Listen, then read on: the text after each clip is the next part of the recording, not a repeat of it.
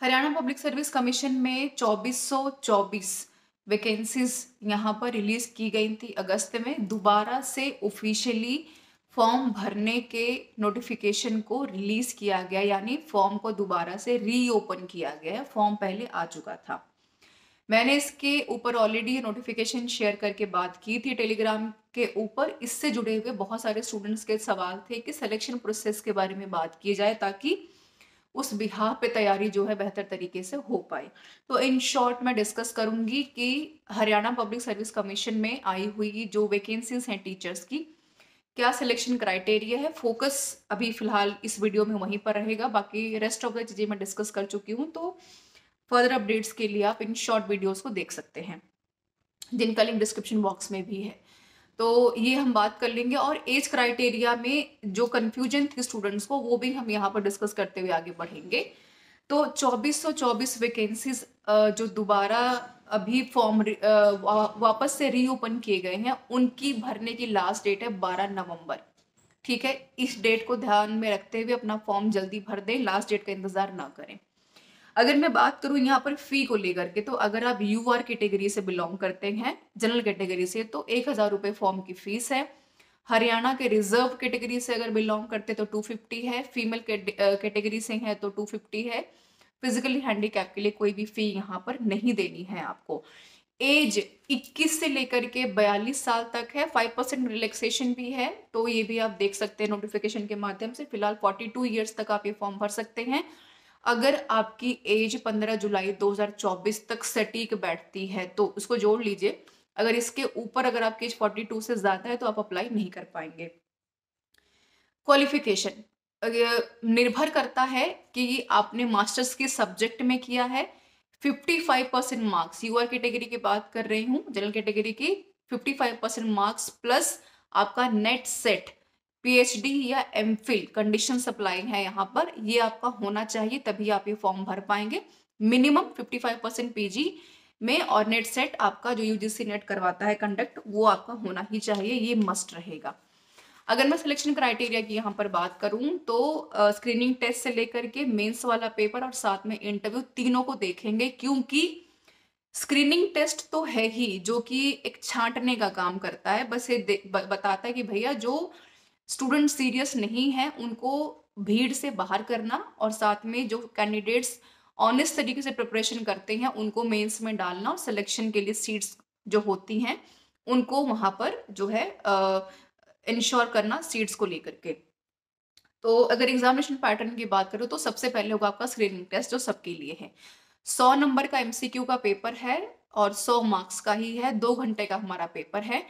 यहाँ पर आपको ध्यान रखना है कि क्योंकि आप हरियाणा में पेपर दे रहे हैं तो हरियाणा से जुड़ी हुई जनरल स्टडीज की सारी चीजें एटलीस्ट आपके दिमाग में हो, तभी ये पेपर आप क्वालिफाई कर पाएंगे, चाहे आप वो मेंस में बैठ रहे हैं, चाहे आप स्क्रीनिंग टेस्ट में बैठ रहे हैं। ठीक है, 100 नंबर के पेपर में मिनिमम जो क्वालिफाइंग क्राइटेरिया है वो है आपका 35% मार्क्स। नेगेटिव मार्किंग है 1/4। ये आपको ध्यान में रखना है। अगर आप 35% नंबर यहाँ पर ले पाएंगे तभी आप स्क्रीनिंग टेस्ट को पास करके मेंस वाले पेपर में बैठेंगे। इस चीज का ध्यान रखिएगा, नहीं तो आप बाहर हो जाएंगे।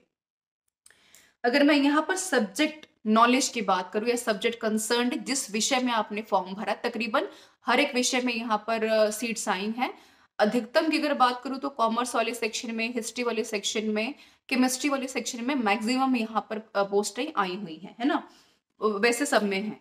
तो अगर मैं सब्जेक्ट नॉलेज की बात करूँ तो सब्जेक्ट नॉलेज में आपसे कुल मिलाकर के 150 मार्क्स के सवाल पूछे जाएंगे। 3 घंटे का पेपर होगा, और साथ में जो सबसे ज्यादा अहम है 35% मार्क्स यहाँ पर होने आपके लिए मस्ट होंगे। इसके बिना पेपर जो है क्वालिफाई नहीं कर सकते। अगर मैं इंटरव्यू की बात करूं तो इंटरव्यू में डिपेंड करता है कि सब्जेक्ट नॉलेज कितना अच्छा था आपका, और साथ में सब्जेक्ट नॉलेज के साथ साथ कितना अच्छा आपने सिक्योर किया है अपने इंटरव्यू में।